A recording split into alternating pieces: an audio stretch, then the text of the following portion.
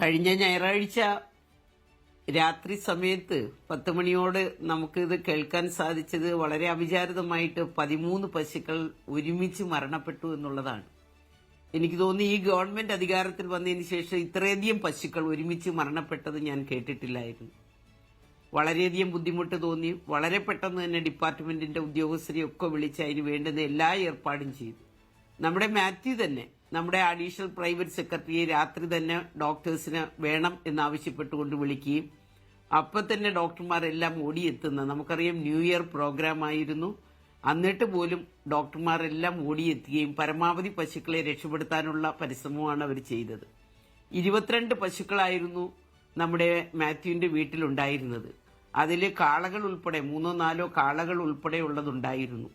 പക്ഷേ നമുക്കറിയാം അതിൽ 9ഓളം പശുക്കളെ രക്ഷപ്പെടുത്താൻ സാധിച്ചു എന്നുള്ളതാണ് അഭിമാനകരമായ കാര്യം.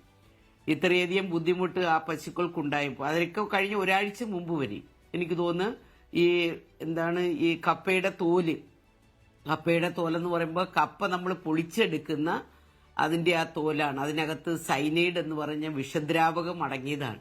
അത് വാട്ടിയതാണ് നമ്മുടെ മാത്യു അത് കൊടുത്തുകൊണ്ടിരുന്നത്.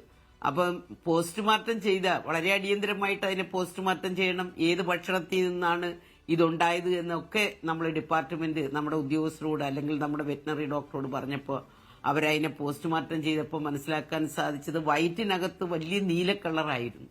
കാരണം ഇത് നിരന്തരം കൊടുത്തുകൊണ്ട് ഇരുന്നത് കൊണ്ട് വയറ്റിനകത്ത് പോലും വളരെയധികം ബുദ്ധിമുട്ട് അതിനുണ്ടായി. അതാണ് പെട്ടെന്ന് ഇത് വീണ്ടും കഴിക്കാൻ തുടങ്ങിയപ്പോൾ അത് മരണത്തിലേക്ക് നീങ്ങിയത് എന്നുള്ളതാണ് മനസ്സിലാക്കുവാൻ സാധിച്ചത്. അപ്പോൾ ഡോക്ടർമാരുടെ ഒരു വിദഗ്ധം, കാരണം ഇതാണ് കഴിച്ചത്, അത് സൈനൈഡ് കലർന്ന ഒരു വിഷാംശമാണ് എന്ന് മനസ്സിലാക്കി വളരെ പെട്ടെന്ന് മരുന്ന് കൊടുത്തതിന്റെ അടിസ്ഥാനത്തിലാണ് ബാക്കി 9 എണ്ണം രക്ഷപ്പെട്ട് വരുവാനുള്ള സാധ്യതയുണ്ടായത്. നമുക്കറിയാം മാത്യുവിനെ സംബന്ധിച്ച് 2021 കുട്ടി കർഷകന്റെ അവാർഡ് കിട്ടിയ മാത്യു ആണ്. ഞാൻ അന്നും നിരന്തരം ഞാൻ വിളിക്കുന്നതാണ്, എന്തെങ്കിലും ബുദ്ധിമുട്ടുണ്ടെങ്കിൽ അതൊക്കെ നേരിട്ട് വിളിക്കണം, വേണ്ടുന്ന എല്ലാ സഹായങ്ങളും കൊടുക്കാൻ ഉദ്യോഗസ്ഥരോട് വളരെ നേരത്തെ ഞാൻ ആവശ്യപ്പെട്ടിരുന്നു.